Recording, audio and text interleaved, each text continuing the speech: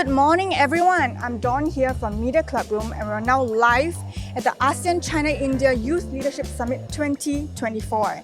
And I'm here with Esther An, the Head of Sustainability at CDL, renowned for her tireless advocacy for ESG principles.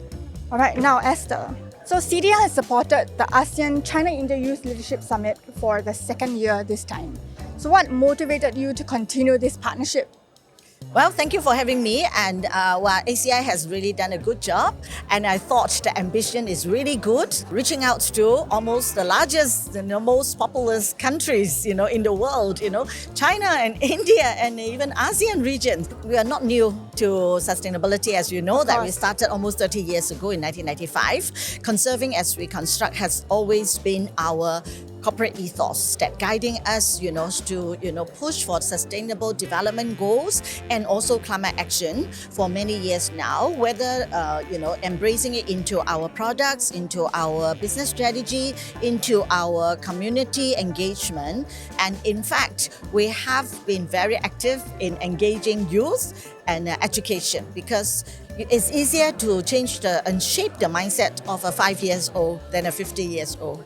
So that's also explain why we always, have been working hard to engage young people, even from 4 years and above. And surprisingly, all these young kids, they will surprise you with the knowledge if you empower them to learn. The public sector, private sector, and people sector, NGO, we can all work together to help shape and guide the young people.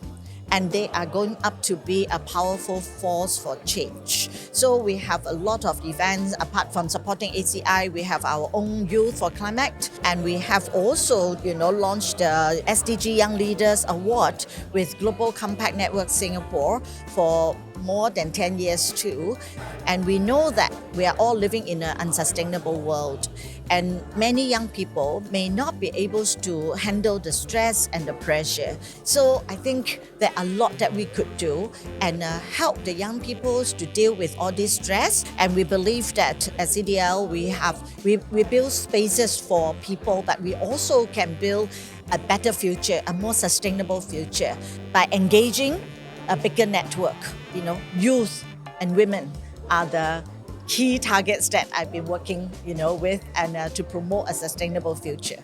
Wow, that's beautiful. I think going back what you said about youth, empowering even children from 4 to 15 years old. So what specific skill sets and competencies do you believe are essential for such young leaders?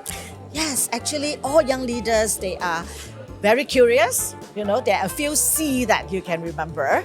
Be curious about what is happening around us. Look at what you can do. And I think the other thing is be creative.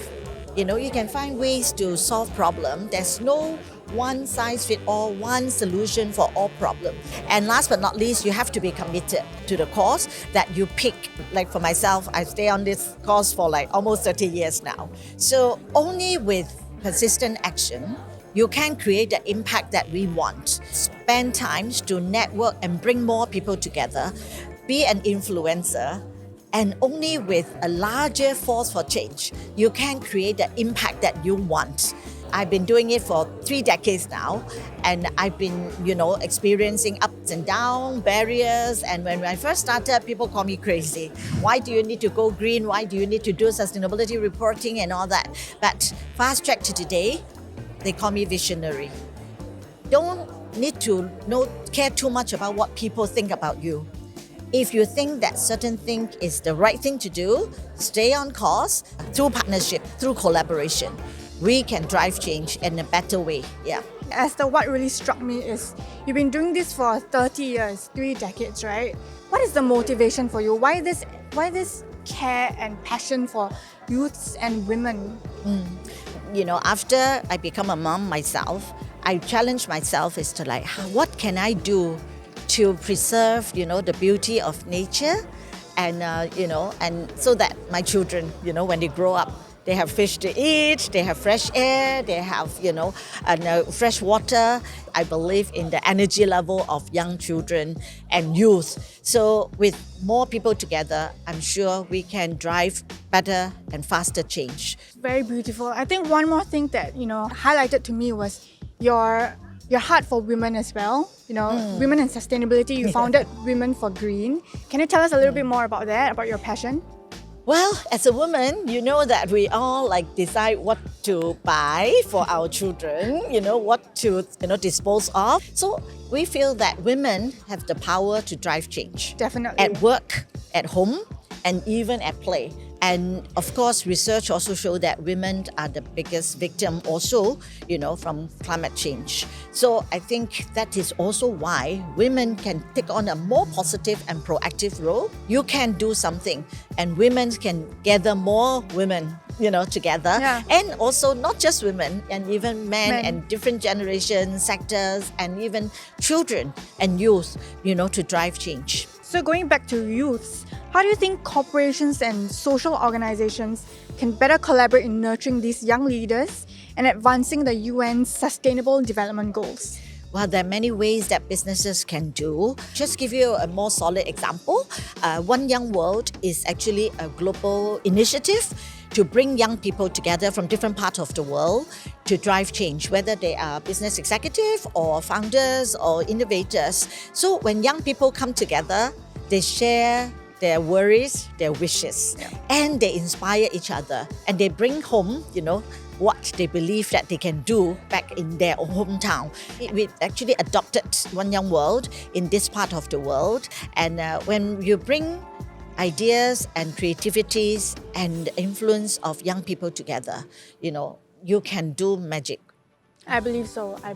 All right, so one last question for you. So what is one piece of advice you would give the participants in this summit and future participants as well, just future youth leaders? When you see certain things, you will be affected. And you cannot help it when you feel the climate crisis and all that. You become depressed and sometimes negative.